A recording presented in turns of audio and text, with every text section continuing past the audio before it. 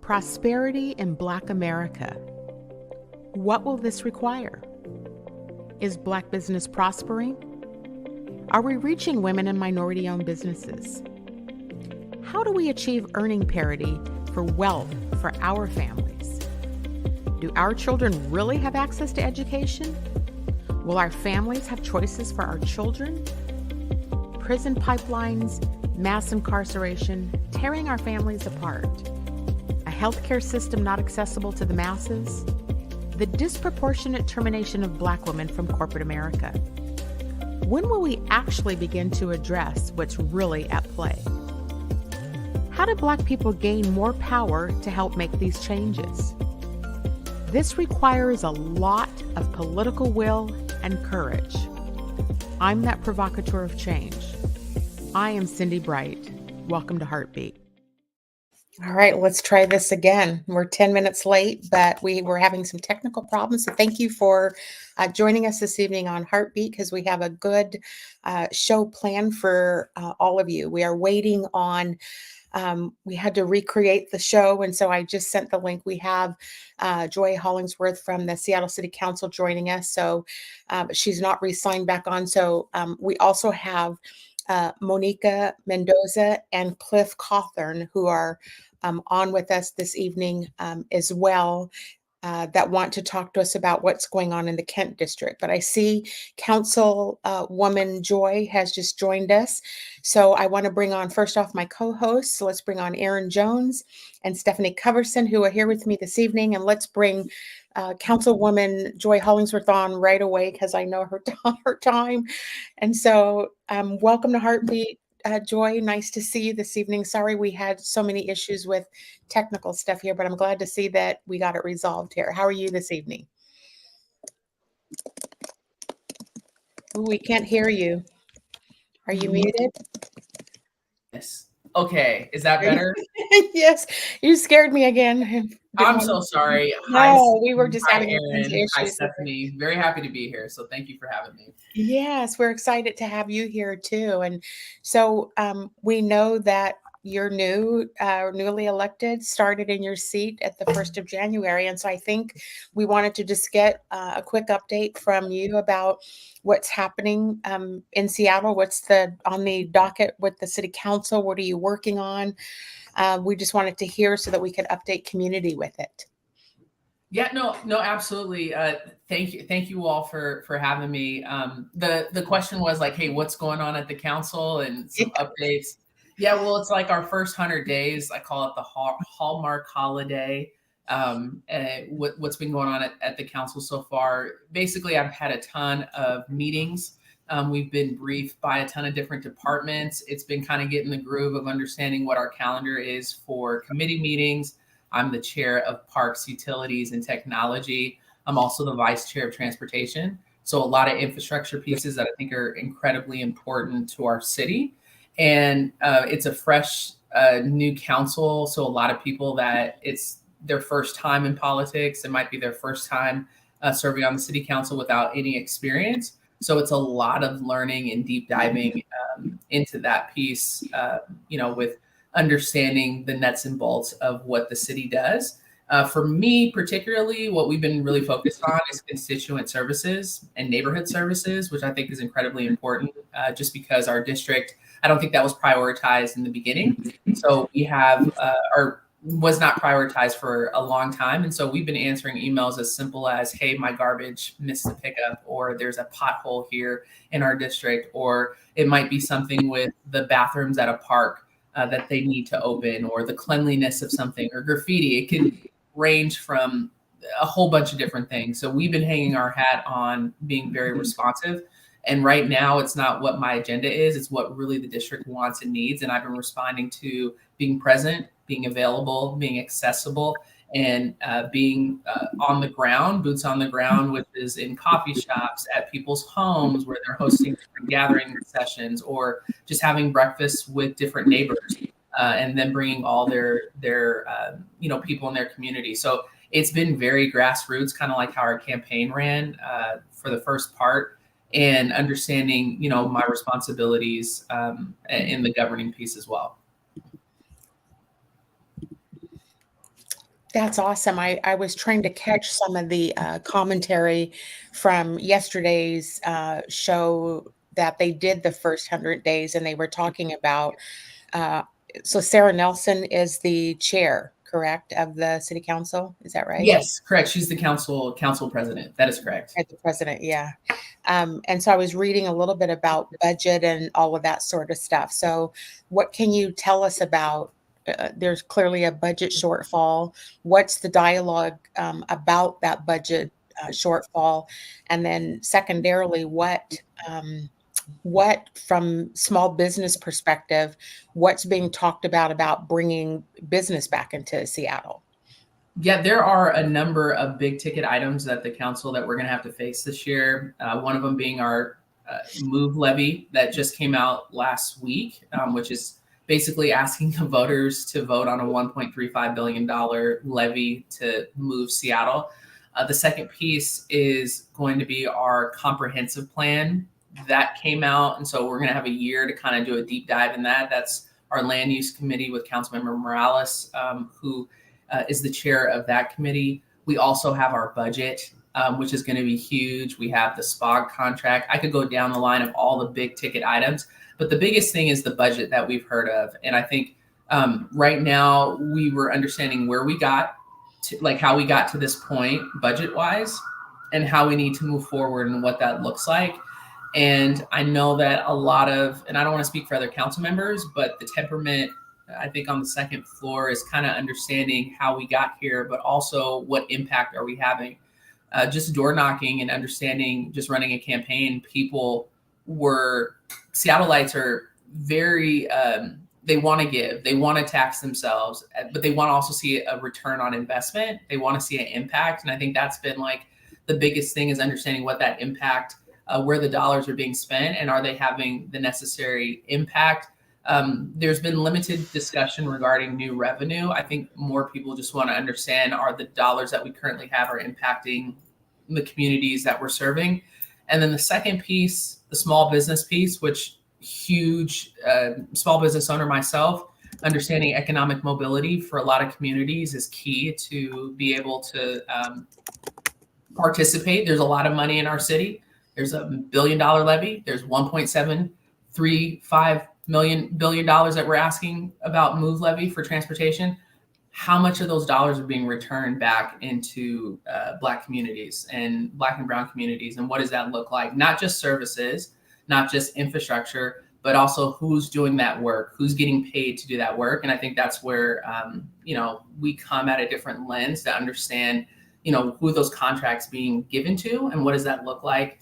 And so there's a select budget chair committee, which is Councilmember Strauss, and looking forward to doing a deeper dive into budget talks when that comes. Erin, did you and Stefani have any questions? I don't know that I have questions. I just want to say congratulations. And great to see you in that position. And I love that you're boots on the ground. I think that is just modeling what good government should look like. That's what should be the norm. And too often we see people sitting in offices in high rises. And I just want to congratulate you for being on the ground. And this is a hard time to be on the ground, especially in Seattle. And so just know that there are those of us behind the scenes who you don't get to see, just cheering you on. So know that you're not by yourself. Hey, well, thank you, especially coming from you. I know you've had your hand in politics and understand what it's like to be one of the few and to navigate a lot of different identities and so forth. So I just want to thank you for those kind words. As people like you have definitely blazed the path for people like us. So thank you. I want to wish you congratulations as well. And I do have a question. How can folks get involved, particularly from Black and brown communities? I think particularly with gentrification and the movement of historically Black and Brown communities further and further south, I think sometimes our voices get lost in the noise. And so it'd be great to hear ideas and thoughts of really how we can ensure that our voices and unique concerns, worries, ideas can be heard by the City Council. Yeah, Stephanie, thank you for that question, because I think so often policymakers are, are often trying to find the closest people to the problems to be able to help solve stuff. And in my office right now, I have the average household income of a Black family for City of Seattle is $45,000. And anytime I'm trying to think of how we are trying to, better our community, how we're trying to, create generational wealth, how we're trying to do home ownership or small businesses, or it always starts with economic mobility for me. And our goal is to move that number that has been stagnant at $45,000 for the average household income for a Black family in the City of Seattle, one of the most progressive cities that we claim in the country, with understanding that for me, progressive starts with Black issues. I don't think you can get any more progressive than Black issues. And so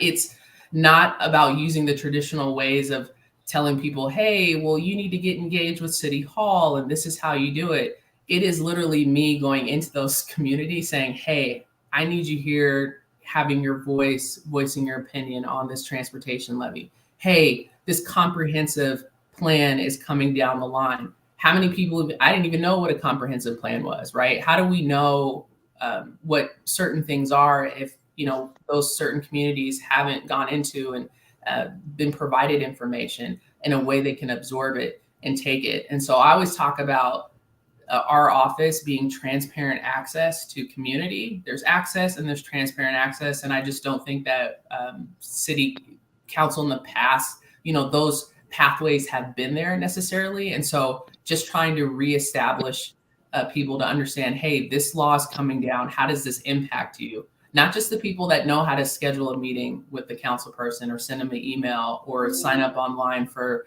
the Zoom comments, but like me going out there. And I think that's a part of my job of being able to not just be at my desk all day, but to go out and really talk to people and connect with communities, which I think is incredibly important, and not just rely on people to come to me. I go to them. So, what I am saying is I'm hoping that once we start reestablishing connection to these communities and we can start educating people and getting people involved, that they will then start to mobilize and connect and not let other people speak for them, but they start to speak for themselves. Yes. I love that. Thank you. Yes. Thank you, Joy. I don't want to overstay my welcome. I know you jumped through hoops to get here with You're us. fine. We just appreciate it hearing just a quick update. I know it's the beginning part of your journey, but like Erin and Stefani said, we're rooting you on, and we're glad that we have one of our sisters that are has both of her feet into local politics to help move things forward. And so we appreciate, there's a lot that we know that you will have to contend with. We are all watching the city trying to slowly make its way back. We are watching small businesses trying to recover. We're reading articles in the paper every week about restaurants that are still closing. Like there's still a lot going on. So we appreciate that you're there to help as an advocate. So thank you for joining on with us this evening, and we'll probably touch base with you later in the year just to check to see A, if you're still standing, B, if you're still interested in being a city council person. Yeah. And I'm still alive, because I'm telling you, still alive. Yeah. They be coming after me. No, it's good. I really appreciate it. I just ask people, give me a little grace. Like, we're going to get the wheels going and running. But I always ask people, hey, just give me a little grace. We're still learning a little bit. I know me personally, but, we're gonna do the best we can and be present. So thank you. And before I let you go, because we're actually going to talk about later in the show, the co-host and I, but what do you think about the South Carolina Gamecocks? You're a baller too. So isn't this a proud moment for us? Let me just say, let me just say that the fact that we have a phenomenal Black woman in Dawn Staley and how she represents and carries herself. But I'm telling you, I've been around a lot of athletes and a lot of coaches that, they just use players. And it's just that this woman helps develop girls and women. And, predominantly most of her players are Black. And I'm telling you, at a moment in time where those people, you are ripe at the age of vulnerability, especially in college. And I can imagine what athletes are going through, being on the internet and having things said about them and all these different things. And she helps navigate these players with just such grace and elegance. And the women's basketball tournament was like the most viewed, 18 million and so forth. And I'm telling y'all, they did not want South Carolina to win. They had their own narrative. They had their own narrative, and they did everything they can to sidetrack them. So anyways, I think it's incredible. Thank you for bringing that up. I don't think people know how amazing that is for someone. And she is on her stride right now. Like we've only seen 3 championships so far. We will see a lot more. I agree with that. Thank you for your commentary about that. We are definitely breaking that down later on this evening. Okay, good. I'm glad y'all are. I'm gonna watch it too. Yes. All right, Joy. We're so grateful for you. Thank you for coming on with us this evening. We'll stay in touch. Okay. Thank you so much. I appreciate y'all so much. Thank y'all. Okay. All right. And before I introduce in our next guest here, I just thought that was so awesome that, she is very much a woman of grassroots and comes on in the community and tries to help keep things moving for all of us. So grateful for her. Let me introduce in our next guest, because this is more politics, if you will, but these are advocates and leaders in the Kent community. And what they're doing is they are working on an initiative that's going to be on the ballot later this year around, I think the right word is redistricting, but I'm going to let them talk about what they're trying to do to try to make sure that all people in the Kent area are represented. So let's welcome in Monica Mendoza and Cliff Cawthorn. And so I'm going to start with Monica and let her give the community an overview of kind of the work that they're doing. I believe we have let me just bring Monica in first. Let's hear from you. Yes. Well, thank you so much, Cindi. Thank you all so much for having us. So again, my name is Monica Mendoza Castrejon. I am one of the co-chairs for the Kent for Districts ballot initiative. So I'll provide an overview of what it is. So we are a ballot initiative to change the at-large election system in the city of Kent to 5 district seats and 2 at-large. So there are 7 city council seats in the city of Kent. And we're doing this initiative to get 5 district council members, and 2 would remain at large. And to further clarify, the 5 district council seats, you would be required to live in the district and you would be voted in by that district. And then the 2 would be voted on at large. So why are we doing this? We are doing this because the city of Kent, not all neighborhoods have been represented in City Hall. Still to this day, so for those who are not as familiar with Kent, Kent primarily has, roughly 3 areas. One is the East Hill, one is the Valley, and one is the West Hill. The Valley has never had someone from there representing on city council. And the West Hill, it wasn't until very recently that we got someone from that neighborhood on city council. Still to this day, most of the council members have been from one part of East Hill only. And if you look at the data, the farther away from this part of East Hill where most of the city council members have historically come from, the farther away that you get from there, the closer you get to West Hill and the Valley, the more diverse it gets, the more working class it gets, and the more renters that there are. Excuse me. So, we are fighting for equitable representation of all neighborhoods, representation, right? Like the city of Kent is the most diverse city in the state of Washington, one of the most diverse in the whole nation.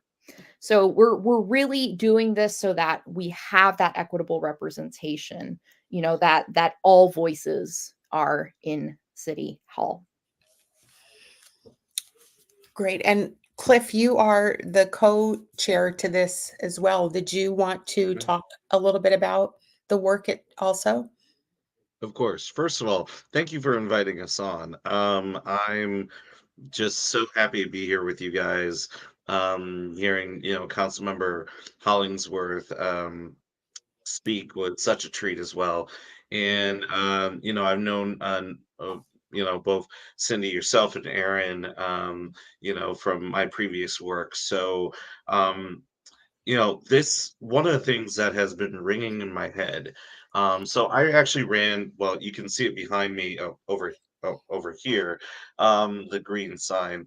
I ran for Kent City Council in 2021.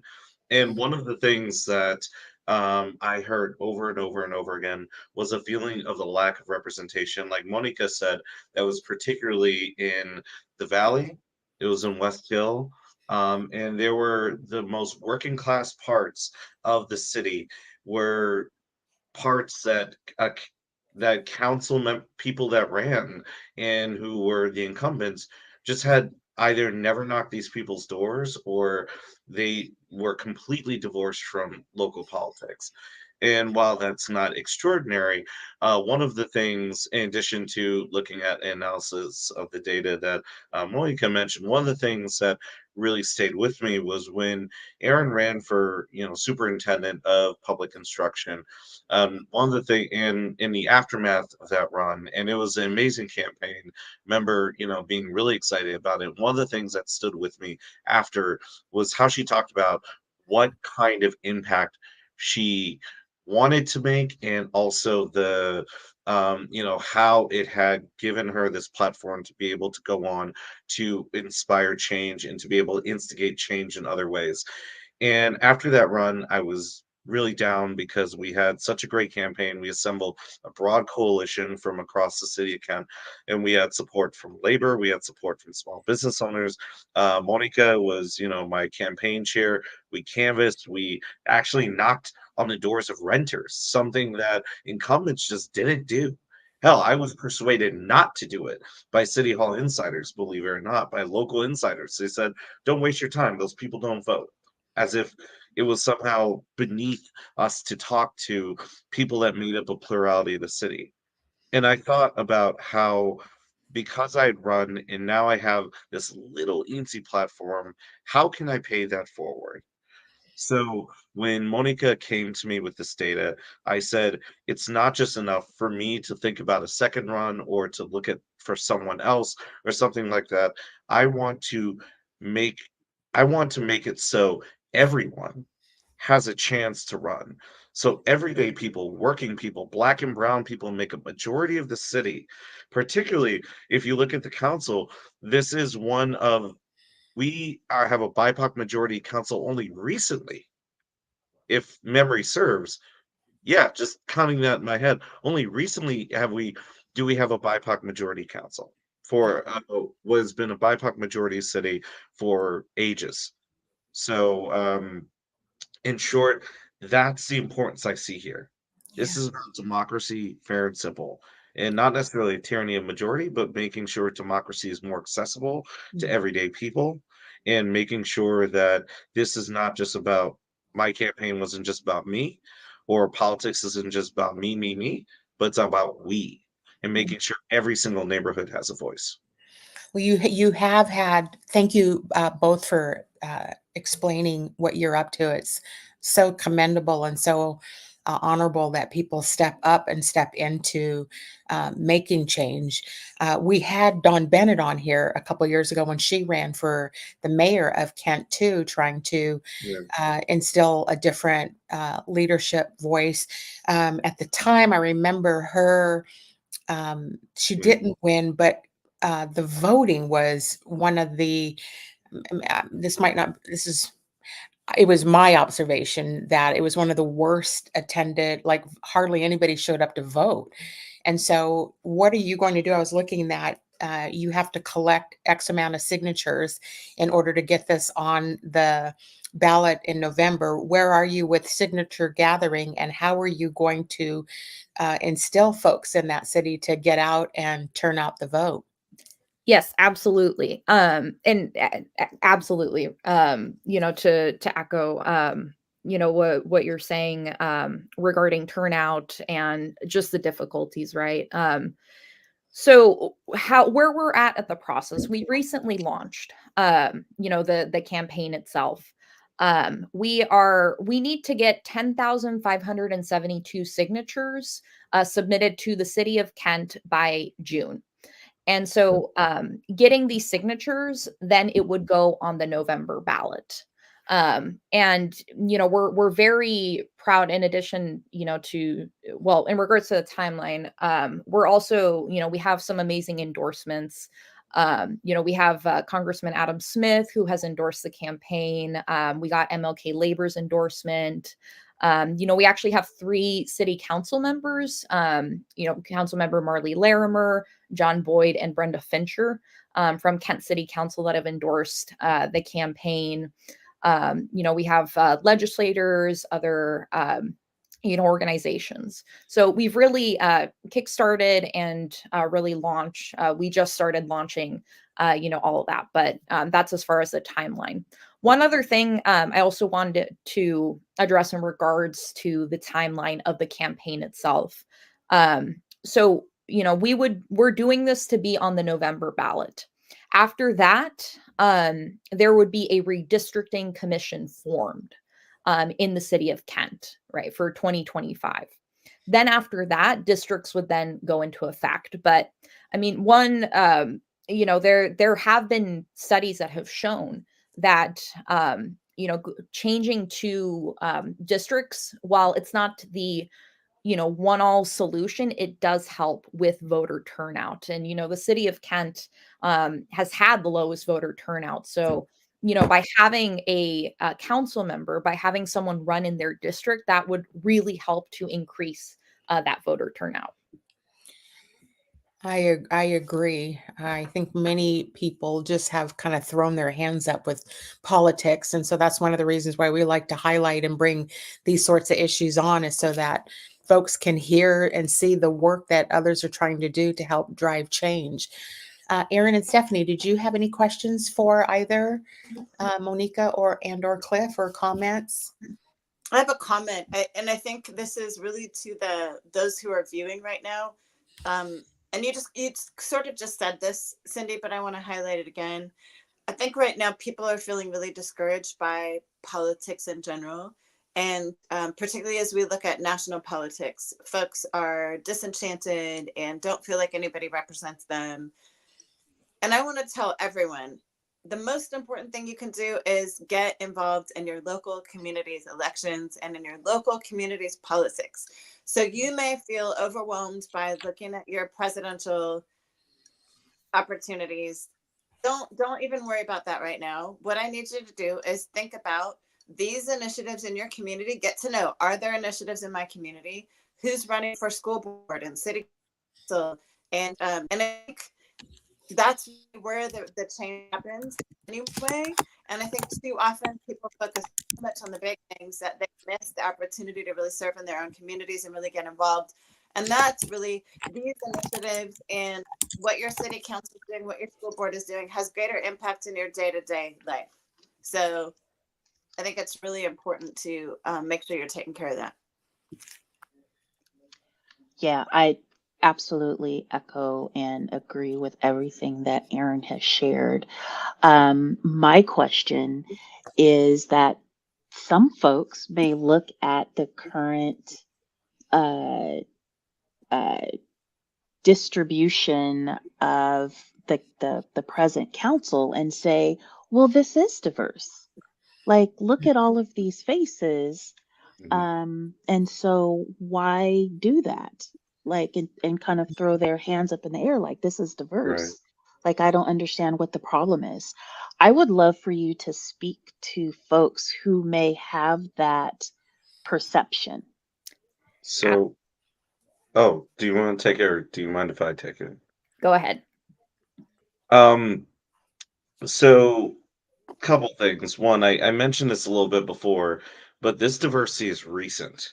One thing they do not see is how the at large model has really created this kind of feedback loop where because these folks are running at large, and that you don't have uh, these candidates and the incumbents really incentivized to speak to the community as a whole or within their neighborhoods, and they're really only incentivized to speak to the same old cliques and the same old stakeholders who are usually the loudest, yet are comprised the minority of the city. And this is what we see in local government often. And I'm sure Councilmember Hollingsworth can speak to this. But because of that at large model, you don't have people, or you don't have an election where people depend upon really digging into the concerns of their districts. Councilmember Hollingsworth mentioned it earlier. She knocked on doors in her neighborhood and in a district in which her neighborhood is based. On the other hand, if there was just citywide and every single council seat was at large, then largely every single candidate incumbent would be speaking to the quote unquote, the people who vote, the same cliques in smaller constituencies. And that's what I experience. And I'm sure, other folks who run Cindi, Erin, I know both y'all have experienced that kind of feedback and that kind of barrier to the kind of grassroots outreach that ideally should be done in any democratic process, right? So that, hopefully it gets to your question as well, Moni. Yes. Oh, really? So first off, Erin, to earlier, I completely agree. Politics is absolutely local. And to add on to what Cliff was saying, and thank you so much for that question. Cliff summarized it really well, but to add on to that, going back to who has voted and who has voted in council members. So for the most part, and in looking at the data, and when we, myself, Cliff, others, when we were, coming together as a group, to start this campaign, we looked at the data and we looked at who has, voted in council members. And, we're not saying anything about, specific council members. That's not at all what we're saying. But the vast majority of the council members have been voted in by one part of Kent. And as we were mentioning earlier, we're doing this for all equitable representation of all neighborhoods. So if one part of Kent essentially has voted in the council members, that we don't believe that is, that is full equitable representation. So, we're about, the representation of the council members themselves, but we're also about representation of the voters, right? So bringing back about grassroots, right? We care about representation on council, but it's addition to that. It's about the voters.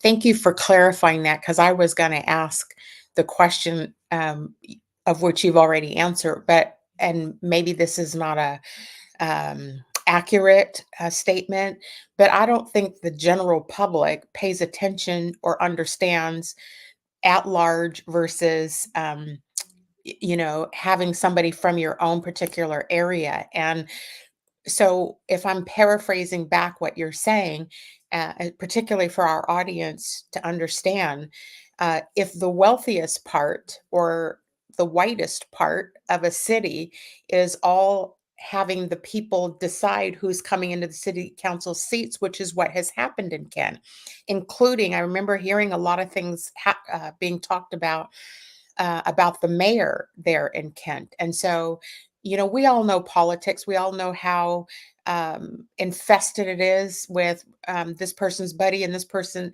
And so that whole ecosystem is what Monica and Cliff are getting on the ballot to help break it up so that the folks who will not see benefit from that. It's going on in other cities too. There's a whole lot, but I just wanted to make sure our audience was clear on that, understanding what specifically it is you do. Because I think, correct me if I'm wrong, but including myself, there are moments when I just can't even bear listening to some of these political conversations anymore because they become so disheartening. But did I capture that correctly? Trying to restate it for you.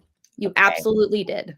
What final thoughts would you like to leave to your constituents? I know you're trying to get signatures to get this on the ballot. How do folks go about getting the signatures on your form? Where do they locate that? How is that? Educate us. Yeah.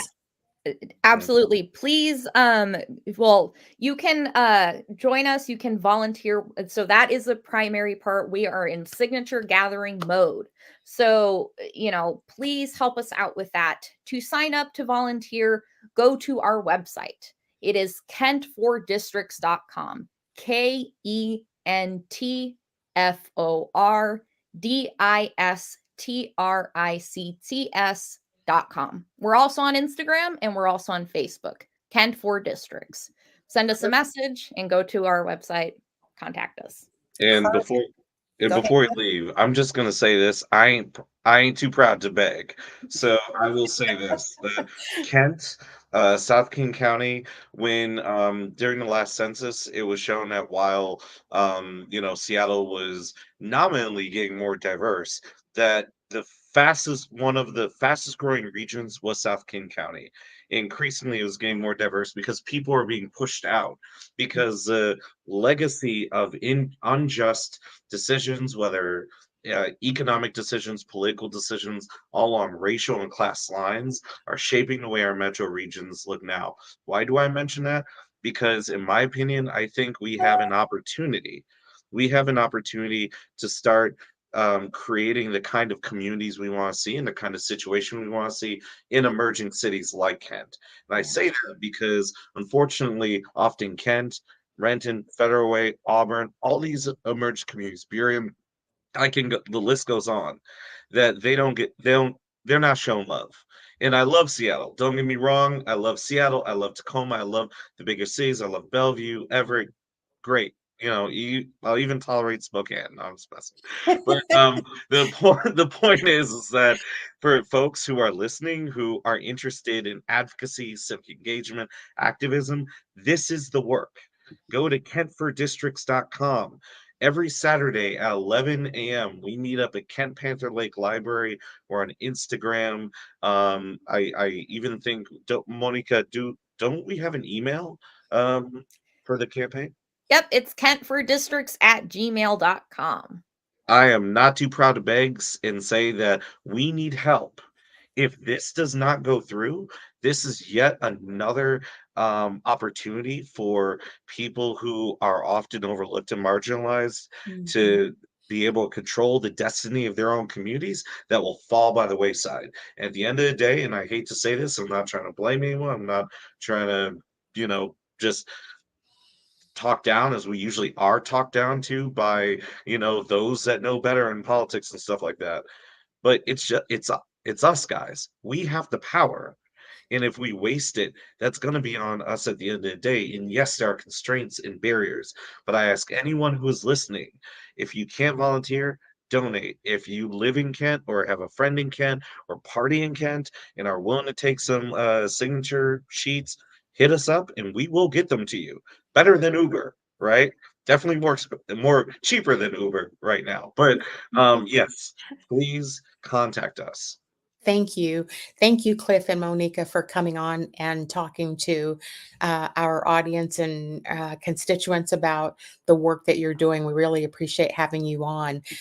For our audience who is listening to this, if you want to support them and you didn't catch the contact information, you can always contact me. It's easy to remember, Cindi at cindibright.com. I will get you the information for you to be able to reach out to them so we can help them. So I appreciate that they joined us this evening. For the last part of the show, we also wanted to talk. We had asked Councilwoman Joy about this a little bit. I felt it important to continue or to talk and highlight some historical things that are happening around us that don't give us or that don't get proper media attention. And I had kind of a cynical view about it, and I'm trying hard to not be this negative host of a show. I'm trying to bring issues to the forefront to talk about and highlight and educate community on, because I think it's important that we do that. Now, let's bring Erin and Stefani back in with me here. There's some moments that I just thought let's show the first of the commentators. Let's just take a look at this picture here really quick.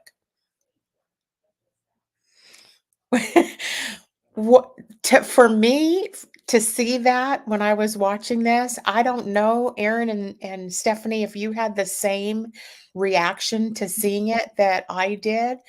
Chime in here with me. Did you all not have chills in your spine to see that group of commentators of Black sports women, and to be able to not just have a token at the table for the station to say we have diversity, but it was a complete representation of the sport?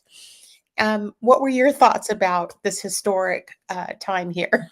I think the best thing was my husband's reaction. My Black husband, like, Erin, there are 4 Black women on the screen, and he said, I love how they're just chill and they're just hanging out and they're being real and raw. And so to watch my Black husband, who's a head football coach and a former D1 athlete, and to watch him respond, like, I obviously had the reaction of, yes, look at us up there. But to watch my husband, who doesn't always, I don't know, we don't watch a whole lot of sports. We would rather play sports, and he's always watching like video for football to prep for football. But he watched almost every single game with me this year. And It's been, oh my God, it's just been, he was so excited to see that. I love what he said about, because it's what we're doing here on HeartBeat too, which is our natural, authentic interaction with each other that is that we are forbidden to do in other spaces. And so to be able to see them all be, Black girls, Black women, Black girl magic, and to be able to laugh and talk about it. Stefani, what were you thinking? It defies, the reason why we're never supposed to see us, right? That it won't carry the audience. There's not an audience for it. What about the ratings? And the women's, NCAA championship games, there was more viewership than the men's. And so I think this absolutely flies in the face of what we have been told in terms of why we can't have a seat at the table, that no one will watch, no one is interested. And they blew it. They blew that lie wide open. Let's show some of the other beautiful pictures of that night. Let's just have a look at some.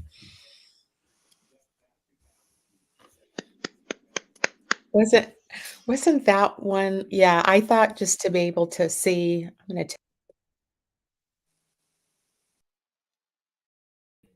okay. I was trying to navigate this technology. I thought just to be able, let's bring Erin and Stefani back. I thought just to be able to see the coach up there cutting, and just having watched her emotion when she won, and to defy because I believe you all heard when how Angel Reese was criticized when she was crying for the emotion that came out in her for what she had endured. And so it's hard, we want to celebrate all of this and yet recognize that look at the kind of emotion that they are carrying inside of them to be able to get to the point of celebrating and not even given, Monday morning. The big news headline was the eclipse. And my cynical self said, oh, we put a lot of coverage on the solar system, but we never actually focus on the actual soul system here, right? What should have been. So that was just my own thing because it was such a unique opportunity to see this college team of all of these young Black girls with a phenomenal Black coach to be able to win at that level. It was just remarkable for me to experience. And can we just momentarily talk about Coach Dawn's leadership and the way that she nurtures these women athletes? And I can remember, being on college campuses when, when I was in college and you'd have the students come up, on their tours to see if they're going to come. And I can distinctly remember some coaches at that time trying to steer students, like they would tell us about how they were trying to steer students into different majors. Like, come here. I know your dream is to do this, but if you come here, you can find another major. And Coach Dawn helped South Carolina create an environmental engineering major for Joyce Edwards, right? So this idea of her advocacy that happened in a way that has this reverberation and growth for the entire university as a whole instead of kind of playing small, right? How can I bring these women here in a way that just advantages the university, and hell on these, young athletes' dreams? It made me think about, I played college basketball, and I've been thinking a ton between the Utah game, Utah versus Gonzaga game, and how the Black girls were treated on that team and how they responded totally inappropriately to how Dawn is talked about by her players. If you listened, they've done several interviews with her players about how they think about her, and all of them talked about her as mom, her as advocate, her as advisor, her as consultant. I mean, she plays all the roles. And I've been thinking a lot about my college journey. My coach, my freshman year, I averaged 20 points a game as a freshman. I played every single minute of every game. And when we finished the season, 100% winning season, we won every single game in our division. My coach never checked on me after our last game. So he knew that I was in America by myself, and he didn't check to make sure I had anywhere to go for spring break. He did not advocate for me when I decided I wanted to major in 3 languages. He didn't advocate for me at all. I had to fight for myself in a country where I had not lived since I was 5 years old. And I just, as I've been watching her, like, man, who could I have become had I had a coach like that? And not that, like, I obviously have done well for myself, but just thinking about the trajectory for these young ladies because of who Dawn Staley is. And she has seen herself as more than just coaching women who are playing basketball. She's building women. She's building and developing a foundation for them to go far beyond the game of basketball. Right. They're not commodities. Typically, student athletes, particularly Black and brown student athletes, are treated like commodities and discarded. Yeah, when you were talking about that, Erin, you had me thinking about in my own family, because my own son, who played for a very prominent former Duke assistant coach, who the world, so my own son went through because he had tore his labrum. And to condense the story, I would just say that he had the exact same experience as you, which is after he couldn't go up and put X amount of points on anymore when he got injured. Just became disposed of, or not even checked on. I flew down to go make sure he was taken care of because he was left to fend for himself. And so it is very, I really like your point about what Coach Staley is doing around providing love, right? So when you break it down, she's providing love to these young women and helping them to be able to succeed in life after basketball. Yeah. Mm-hmm. Yeah, one of the things I said about the Utah coach, and this is not just to critique the Utah coach, but it's to critique any coaches that have Black and brown players on their team. If you're going to have us on your team, you need to know how to support us. Mm-hmm. So beyond giving us the skill around basketball, you have to know how to support us as whole people. And, you know, as the wife of a head football coach, this is something we talk about all the time, is they're student athletes. So they are people first before they're athletes. Mm-hmm. And I think just far too often athlete becomes first, and it's transactional, and it is about who can score the most points and who makes your team look good. And I think coaches have a responsibility to be more than just someone who prepares people to go out and score points. Mm-hmm. Mm-hmm. Mm-hmm. And I continue to struggle, to be honest, with what happened to Utah's team over in Coeur d'Alene, because having gone to college over in Eastern Washington, Coeur d'Alene is a known quantity. We all know. And this idea, right? Like, we just want the NCAA tournament here and damn safety, Mm-hmm. right? Mm-hmm. There should have been no way Yeah. that those students were sent over there, let alone to spend the night. Yeah. Mm-hmm. And so I continue to struggle as I think about that, because it could have been more than people revving their engines and calling their friends. And Yep. then there could have potentially been some crocodile tears, Yep. and we didn't realize this was going to happen. Mm-hmm. And I continue to struggle with that. Mm-hmm. Mm-hmm. Like, Mm-hmm. and Yeah, that's. Go ahead, Erin. It's not just the Utah coach. I mean, so right now we're critiquing the Utah coach, but because I've worked with a lot of D1 coaches and got to be at the WBCA conference last year, there are far too many coaches that are not prepared to serve girls with best, and that's an issue. And I know the WBCA intellectually, it's the Women's Basketball Coaches Association. Intellectually, they know this to be true, which is why they asked me to come speak last year. So they know this is a problem. And WBCA, you got to do better. You got to do better. Yeah. Mm-hmm. Well, one of the ways, I mean, which team is it that is now looking at making a woman the head coach? I just was reading about it. I don't remember if it's basketball or football. I think it's basketball.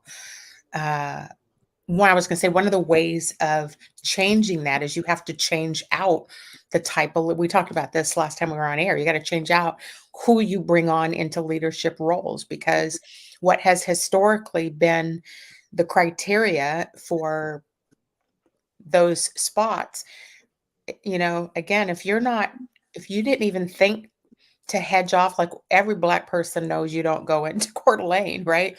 If you as the leader doesn't even recognize that is a potential issue for the people in your team, then the question is, should you be the leader of that team? Because it's right. And so now that women's basketball is, you know, coming up to a bigger height, what are they going to do to protect the safety of those young women? And are they going to change their criteria or who they have as role models and leaders. Let's just follow Dawn Staley as an example. Like, we've got to have more women like her in the leadership roles, period. Mhm. Period. Mm-hmm. So I know we're getting towards the end of the show, but I Yeah. wanted to throw out something that I've been really wrestling with around, and I'm actually working on an article for this Snohomish newspaper about this. A parallel that I'm seeing between the passion around Caitlin Clark and how some people are focused on President Donald Trump.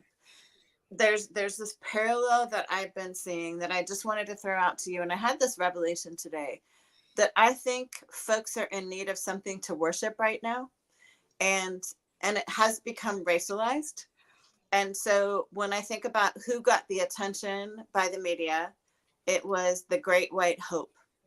And it was easy for the media to lift up this young woman from Middle America who is like a real American, an all-American. And it just reminds me of that same worship that I'm seeing of people towards former President Trump. And it is just really, it's fascinating to me. Did you notice I didn't bring that up at all this evening? Yeah. Yeah. I was intentional on not doing it because I want this show, this state, this, she has, I'm not taking away anything from what she's achieved, but by default, she has it. She has it all. The Black girls don't. The Black women don't. Right. And Right. so that we're making the same point. I just did it without saying it because Yeah. I just didn't want to give recognition to it, because it's not fair from my perspective that all of this is, the Great White Hope, or, or something to worship. It's you automatically know. She automatically knows she has the press coverage. She automatically knows that. And I don't want to detract from her accomplishments. I just wanted to give voice. Go ahead. What else were you going to say? No, I was just going to say, and what's crazy to me, and this is like an Obama versus Trump deal. Like, Dawn Staley and her teams have won all but 3 games in the last 3 years. Mm-hmm. All but 3 games in the last 3 years. And they got no press. Right. No press. And I just think it's fascinating. And so as I'm on TikTok, and because I'm a basketball player, I follow all these basketball players. People are like, oh, Caitlin's the one that made the game what it is. No, Cheryl Miller and Dawn Staley and Simone Edwards, yes, and Lisa Leslie, and Jamaica Holla.